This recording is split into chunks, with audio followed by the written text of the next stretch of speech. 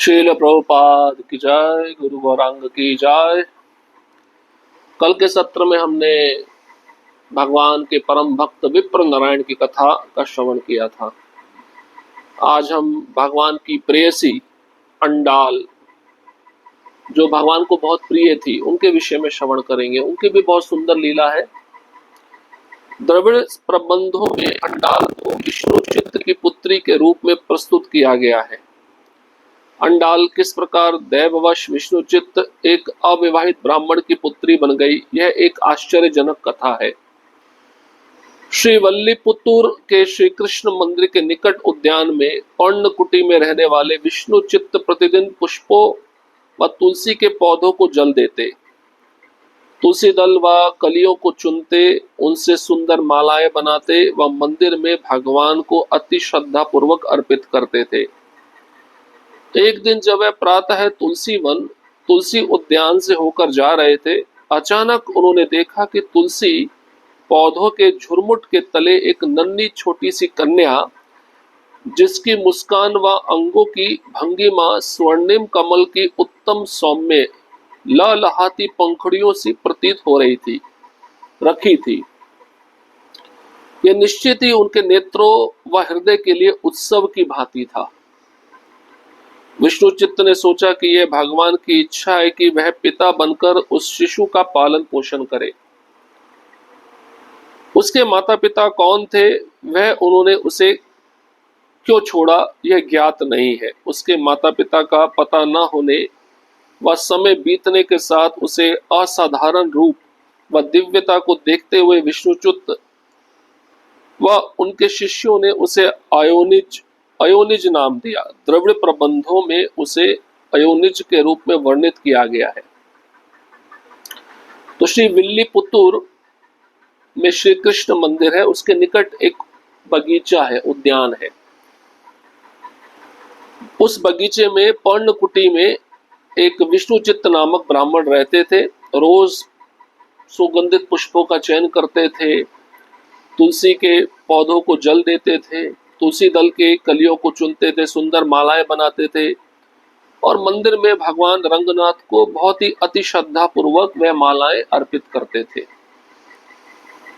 एक दिन क्या होता है, सुबह सुबह तुलसी वन से होकर जब वे जा रहे थे, विष्णुचित्त नामक ब्राह्मण, अचानक उन्होंने देखा कि तुलसी पौधों के झुरमुट के नीचे एक नन्ही छोटी सी कन्या, जो मुस्कुरा रही है, जिसके अंगों से स्वर्णिम कमल की उत्तम सौम्य लहलहाती भंगिमा निकल रही है। उसकी आंखें कमल दल के समान है। वह कन्या वहां पे रखी हुई थी। यह निश्चित ही उनके नेत्रों व हृदय के लिए उत्सव की भांति था। जब उन्होंने उस कन्या को देखा तो ऐसा लगा उन्होंने एक उत्सव को देख लिया हो। विष्णुचित्त ब्राह्मण सोचने लगे कि भगवान की इच्छा है कि मैं इस कन्या का पिता बनकर इसका पालन पोषण करूं।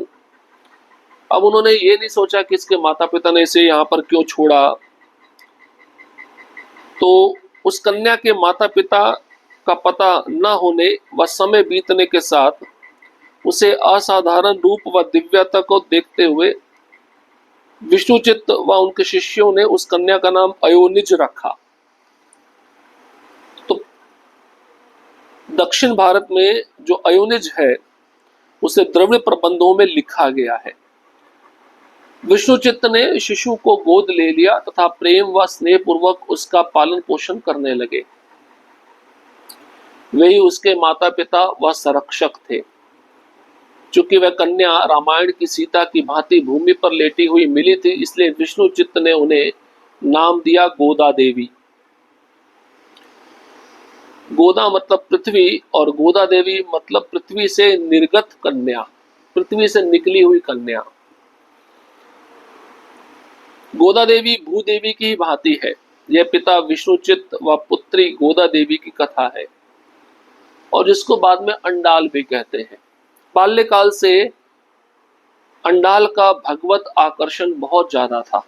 भगवान के प्रति वह इतनी आकृष्ट होती थी कि उनको देखती रहती थी। उनसे प्रेम उन्होंने बचपन से ही करना शुरू कर दिया था। गोदा भी अपने पिताजी की फूल चुनने में सहायता करती थी, स्वयं भी पुष्प मालाएं गूंथती थी। मालाएं गूंथते विष्णु चित्त भगवान के कल्याण गुणों और विशेषता कृष्ण भगवान की लीलाओं की कथाएं गोदा को सुनाते थे। दिन प्रतिदिन भगवान के प्रति गोदा का प्रेम एवं भक्ति तीव्र होती जाती थी। गोदा के मन में कोई दूसरा विचार उठता ही नहीं था। इसका परिणाम यह हुआ कि गोदा को इस बात की चिंता होने लगी कि अब तक भगवान ने दर्शन क्यों नहीं दिए। भगवान के योग्य और प्रिय बनना ही उसका एकमात्र लक्ष्य हो गया। तो गोदा देवी अपने पिताजी की तरह बचपन में फूल चुनने में सहायता करती थी और स्वयं भी पुष्प मालाएं गूंथती थी जैसे उनके पिता गूंथते थे। मालाएं गूंथते समय विष्णुचित्त ब्राह्मण भगवान के गुणों और विशेषता कृष्ण भगवान की लीलाओं की कथाएं गोदा को सुनाते थे। अब जैसे पिता है वो सेवा भी कर रहा है, साथ में पुत्री भी है वो भी सेवा कर रही है, तो अपनी पुत्री को वह कृष्ण की कथा सेवा करते करते बचपन में ही सुनाने लगे, जिससे इस कन्या का आकर्षण भगवान के प्रति बढ़ जाए। और इस श्रवण करने से रोज भगवान के प्रति गोदा का प्रेम बढ़ता गया। गोदा की भक्ति भगवान के प्रति बढ़ती गई। अब गोदा के मन में कोई दूसरा विचार उठता ही नहीं था। उसका परिणाम ये हुआ कि गोदा को चिंता होने लगी कि अब तक भगवान ने मुझे दर्शन क्यों नहीं दिया। भगवान के योग्य और प्रिय बनना ही उसका एकमात्र लक्ष्य हो गया। किसका? गोदा का। मुझे भगवान का प्रिय बनना है, मुझे भगवान को प्राप्त करना है। गोदा देवी का माला पहनना। एक दिन विष्णु चित्त कहीं बाहर गए हुए थे। जाने के पहले यथावत स्थानीय मंदिर के भगवान को समर्पित करके उन्होंने कई पुष्प मालाएं गूंथ कर टोकरी में तैयार रखी थी, जो सुंदर और मनमोहक थी। गोदा ने टोकरी से मालाएं निकालकर अपने गले और कुंतल में सजा लिया। मालाओं से सजकर दर्पण में अपनी सुंदरता निहार कर वह बहुत आह्लादित हुई। उसका विश्वास दृढ़ हो गया कि वह भगवान रंगनाथ पे अनुकूल और पूर्ण रूप से प्रिय लगेगी। तुरंत गोदा ने पुष्प मालाओं को अपने गले और कुंतल से उतारकर पूर्ववर्ती टोकरी में रख दिया। कई दिनों तक वह क्रम चालू रहा, लेकिन पिताजी इससे अनभिज्ञ थे।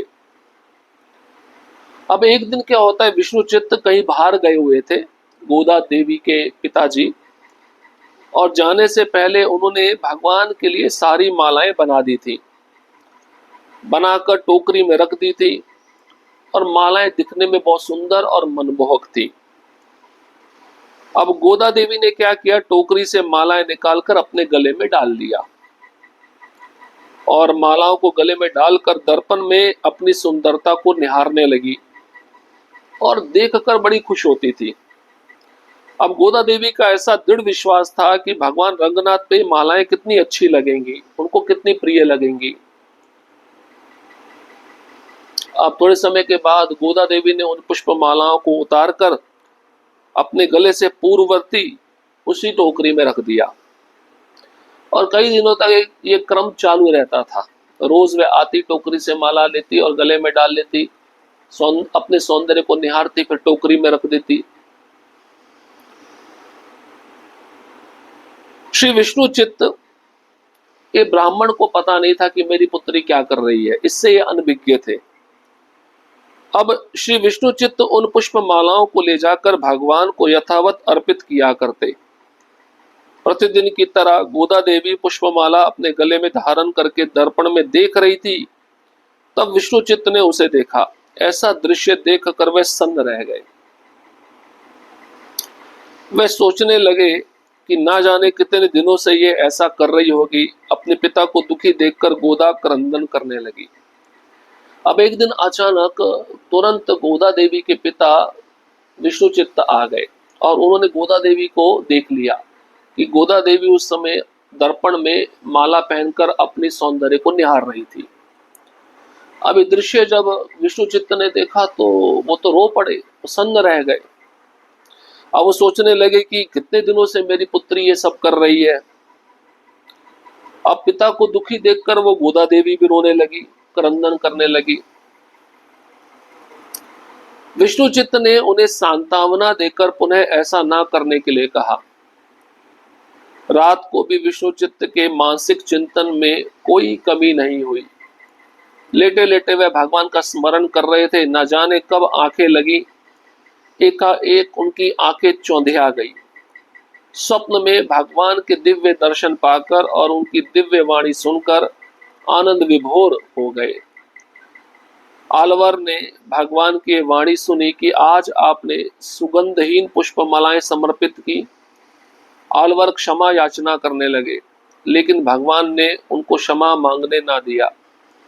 बीच में ही कहा कि गोदा की धारण की हुई माला ही मुझे प्रिय लगती है।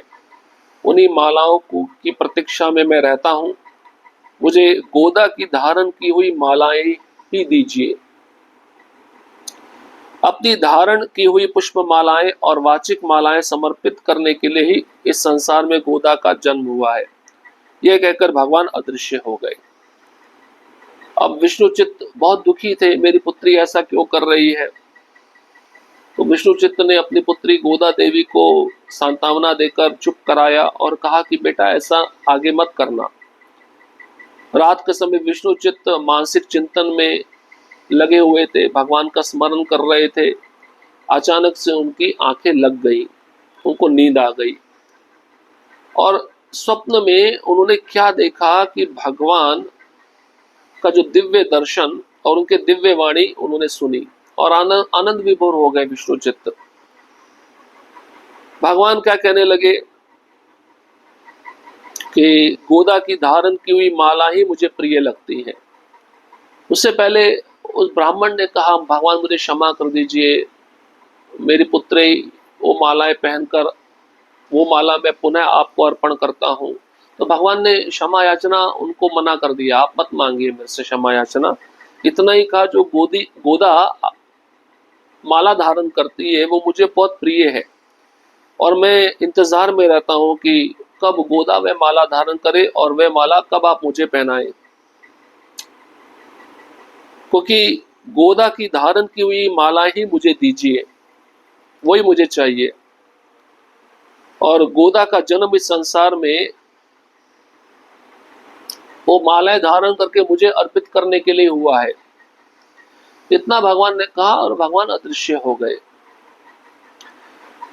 इतने में नींद से उनकी आंखें खुल गई। चकित होकर चारों तरफ देखा, उनके मन में आनंद की लहरें उठने लगी। इस आनंद प्रदायक स्वप्न पर विचार करते हुए गोदा को जगाया और अपने स्वप्न से अवगत कराया। इतने में सवेरा हो गया। यथावत बगीचे में जाकर फूल चुनकर लाए और पुष्प मालाएं गूंथ कर गोदा के सामने रखकर कहा कि वह उन्हें धारण कर वापस दे। तो नींद जब विष्णुचित्त ब्राह्मण की खुली, चकित होकर चारों तरफ उन्होंने देखा। उनको ऐसा लगा कि देखिए भगवान मेरे सपने में आए और अदृश्य भी हो गए। उनके मन में आनंद की लहरें उठ रही थी। इस आनंददायक स्वप्न को जो उन्होंने देखा था, अपनी पुत्री गोदा को जगाया और उसे बताया कि मेरे सपने में भगवान आए थे और ऐसा ऐसा आदेश दे रहे थे। इतने में सवेरा हो जाता है। विष्णुचित्त बगीचे में जाते हैं, फूल चुनते हैं, पुष्पमालाएं गूंथ कर गोदा देवी के सामने रख देते और कहते हैं अब तुम इसे धारण करो, धारण करके मुझे वापस दो जिससे मैं भगवान को अर्पण कर सकूं। गोदा आनंद से पुलकांकित हुई, आंखों से प्रेमाश्रु की धारा बहने लगी। पिताजी की इच्छा के अनुसार गोदा देवी ने मालाएं पहनी और उतार कर प्रेम और श्रद्धा के साथ आलवर के हाथों में दे दी।